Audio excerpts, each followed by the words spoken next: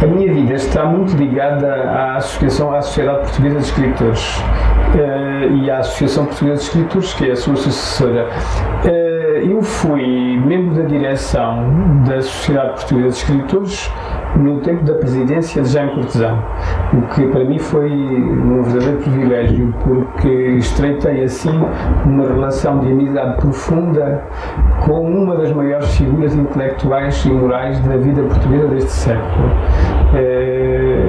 Jaime Cortesão era um grande historiador, um artista, um poeta, prosador, dramaturgo com uma rara sensibilidade, com um grande gosto literário, com um grande equilíbrio e que dava lições de amor à pátria, evidentemente, já que ele concebia a história como prática cívica, como lição de futuro, ao mesmo tempo que a concebia como investigação rigorosa, e porque em tudo ele se mostrava um homem extraordinariamente compreensivo e tolerante, sem ódio, a não ser aquele que muito naturalmente sentia contra a opressão fascista, mas fora disso era extremamente aberto e respeitava sempre o ser humano, até num adversário. A direção a que eu pertenci era constituída por José Cardoso Pires, Italvino Lopes de Almeida, Fernando Piteira Santos, e o vice-presidente era Joaquim Passo de Arcos. Foi numa outra direção, já depois de eu ter saído, mas a que pertencia à minha mulher, a Maria Judite Carvalho, que se deu o célebre caso da extinção da Sociedade Portuguesa de Escritores. Porque um júri constituído pelo Augusto Abeleira, pelo Manuel da Fonseca, o Alexandre Pinheiro Torres, a Fernanda Botelho e o João Gaspar Simões, deu o grande prémio de novelística a Luandino Vieira. Como todos sabem, houve algumas divisões e o João Gaspar Simões, por exemplo, votou no meu livro Terra Ocupada. Eu, por acaso, embora naturalmente seja sensível a essa preferência, estava de acordo com a atribuição do prémio ao Luandino Vieira. Eu próprio já tinha sido membro de um júri na Casa dos Estudantes do Império que tinha dado um prémio a Luandino Vieira pelo mesmo livro, Luanda, sem que disso as autoridades se apercebessem ou sem que tivessem agido, e portanto sentia uma grande admiração pela criação linguística, pelo poder de representação do mundo de Luandino Vieira, pelo que havia de profundamente inovador na sua literatura, e ao mesmo tempo respeitava e admirava o homem que lutava pela independência da sua pátria e que se encontrava, por essa razão, sofrendo no campo de concentração do Tarrafal, condenado a 14 anos de prisão. O prémio foi dado por razões literárias, de estética literária, mas penso que em muitos de nós, dos que estávamos em torno da Sociedade Portuguesa de Escritores, pesou fortemente essa circunstância. Como todos sabem, 3 dos membros do júri foram presos, o Abeleira, todos foram interrogados pela PIDE e ficaram presos o Abeleira, o Alexandre Pinheiro Torres e o Manuel da Fonseca. O professor Jacinto do Prado Coelho, que era então o presidente da Sociedade Portuguesa de Escritores, teve uma atitude de uma dignidade exemplar, solidarizando-se com o júri, o que lhe causou dissabores, foi enxovalhado nos pasquins de extrema-direita e foi alvo de uma campanha de difamação que chegou à própria televisão, onde houve uma mesa redonda onde o Amândio César e outros, agora não me recordo do nome de todos, atacaram o Luandino, negando-lhe a qualidade literária que hoje todo o mundo lhe reconhece e considerando um traidor, e atacando ao mesmo tempo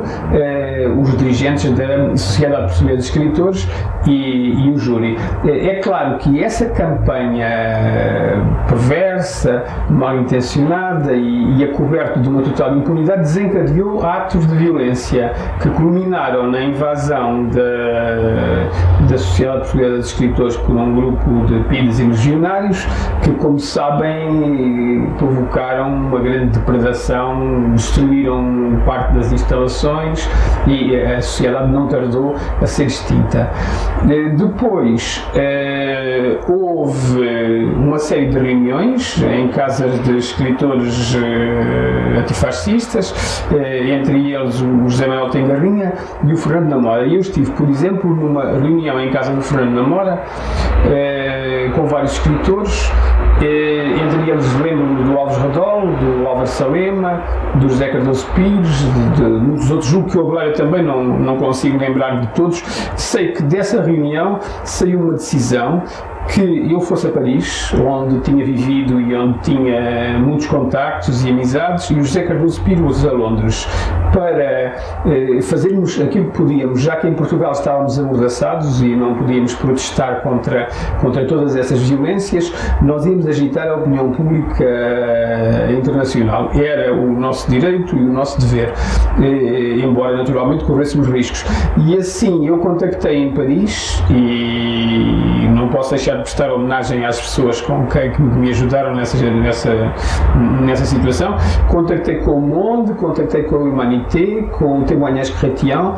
com o Nouvel Observateur e com a revista Esprit, que era, aliás, uma revista católica, então dirigida por João Maria Domenac, mas que pôs igualmente as páginas da revista à nossa disposição. E também com o Estão Moderno.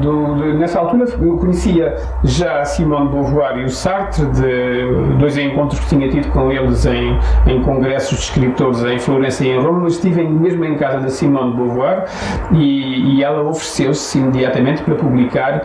aquilo que me parecesse bem, quer dizer, todas as informações que eu lhe pudesse fornecer na revista. O Centro Nacional de Cultura teve um papel importante nessa altura na vida cultural portuguesa, já que nós escritores tínhamos ficado privados de um local de discussão e de encontro, e onde pudéssemos promover iniciativas de natureza cultural. Já vinha de trás a minha relação com o Centro Nacional de Cultura, porque eu, depois de ter sido preso e encarcerado em 1963, tendo sido libertado em vésperas do Natal, fui convidado, já não me recordo se no mês de janeiro ou fevereiro de 1964, a ir fazer uma conferência ao Centro Nacional de Cultura, que então era orientado por um monárquico liberal, uma grande figura da vida cultural portuguesa, que era o Fernando Amado. E eu fui justamente falar de um tema que já tinha abordado num congresso em Madrid, realismo, arte de vanguarda e nova cultura. Mais tarde vinha fazer dessa conferência um ensaio e um livrinho que foi publicado primeiro aqui pela Oliceia e depois em Espanha pela Ciência Nueva, que viria a ser proibida pela censura espanhola, mas ainda sobreviveu alguns tempos e foi uma editora, a Ciência Nueva, que teve um grande papel não só na vida cultural espanhola, como na aproximação entre a cultura espanhola e a cultura portuguesa. Nessa conferência, Realismo, Arte, Vanguarda e Nova Cultura, eu defendia, portanto, uma literatura com significação e com perspectiva do futuro, mas que, ao mesmo tempo, tomasse em consideração as conquistas da vanguarda e até certos pressupostos teóricos que o Nouveau Roman, não digo do Nouveau Roman, mas que o Nouveau Roman tinha, para os quais o Nouveau Roman tinha chamado a atenção e que levavam a uma profunda reflexão sobre a literatura. Bom, voltando à ação do Centro Nacional de Cultura, a orientação do centro mudou, quer dizer, portanto, de monárquica tornou-se democrática e tornou-se um centro, um foco de resistência, com a particularidade de estar situado na rua António Maria Cardoso, com muito má vizinhança e com riscos redobrados, dado o facto de ali uns quantos metros abaixo se encontrar a PIDE, que algumas vezes aparecia anonimamente nos nossos convívios, nas nossas conferências, nos debates do Centro Nacional de Cultura. Eu fui durante vários anos sócio do Centro Nacional de Cultura e voltei anos depois, já muitos anos depois, a participei em várias, mas nomeadamente numa sessão também com um significado histórico. Foi da primeira vez que em França se uniram numa campanha eleitoral, depois da Frente Popular, os partidos socialista e comunista. Eu estive nessa altura como enviado especial do Diário de Lisboa em Paris e participei num colóquio juntamente com o Rubem Tristão de Carvalho, então subchefe da redação do Século, e com o João Gomes. Cada um de nós nós tínhamos, portanto, feito várias entrevistas. Eu tinha entrevistado o Jorge Marchais e o Michel Rocard, o João Gomes julgo que tinha contactado com o Mitterrand, e apresentámos o nosso balanço da situação francesa e as perspectivas de futuro que ela traria, inclusivamente para o nosso país. Recordo-me que nessa mesma noite foi preso o Mário Sotomayor Cardia, que nós fomos, a PIDE devia estar na sala, que nós fomos advertidos e que saímos juntamente com o João Bernardo da Costa daí para ir protestar junto do Governo Civil, onde ainda se encontrava o Mário Sotomayor Cardia, que tinha sido preso numa ação de propaganda da CDE. Estávamos, portanto, em 1900 e em vésperas da campanha eleitoral de 1973.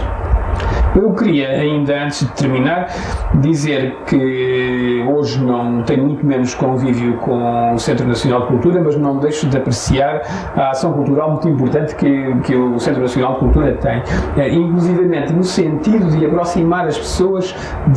do património, do nosso património cultural e artístico e da nossa realidade viva.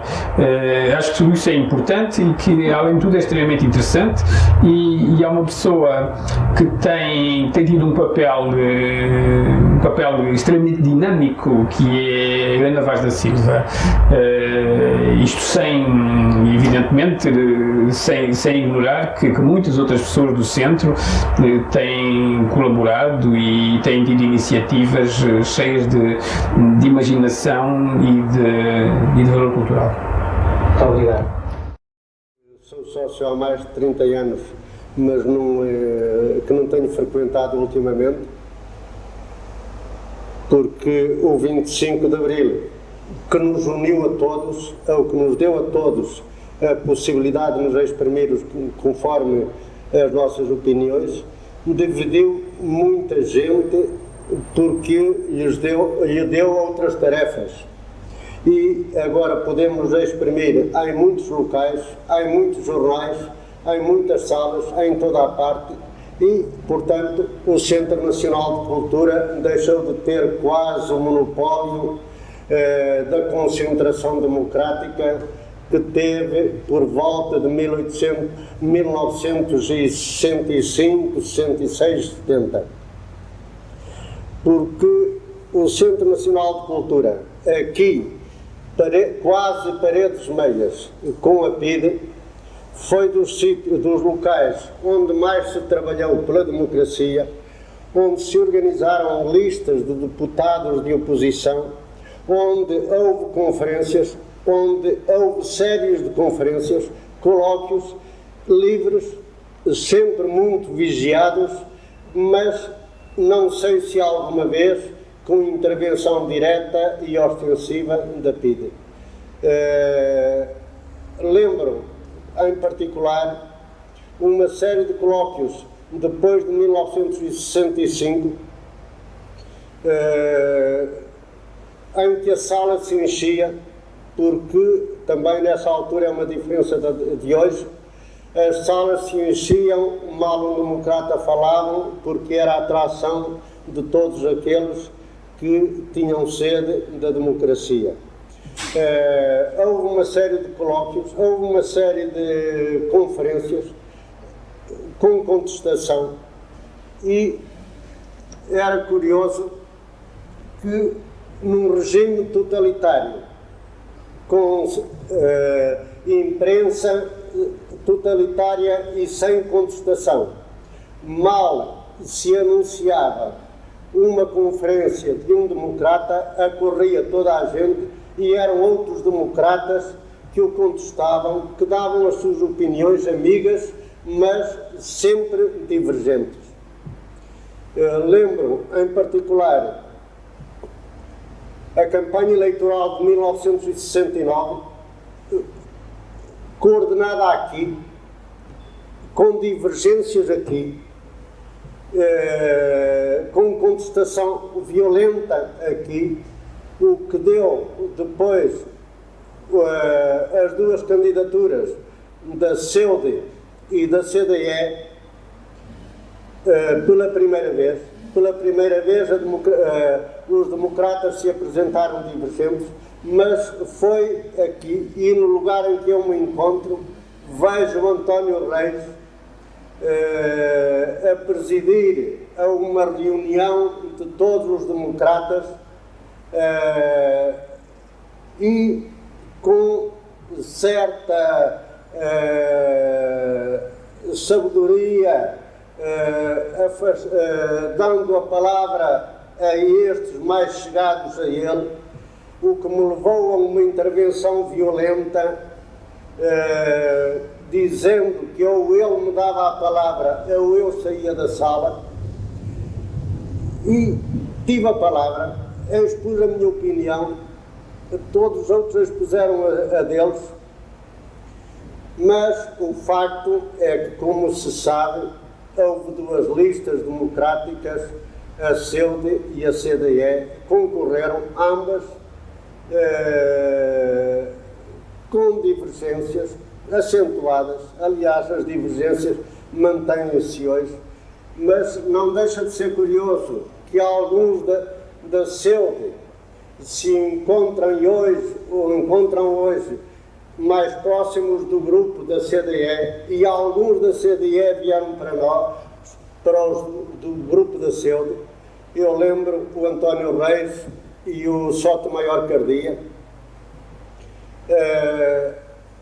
Houve as eleições, concorremos em duas listas. Mesmo nas eleições houve contestação de um grupo para o outro, mas todos continuaram no Centro Nacional de Cultura, que continuou a ser um pequenino templo, uma capela, digamos, da democracia, de opiniões divergentes.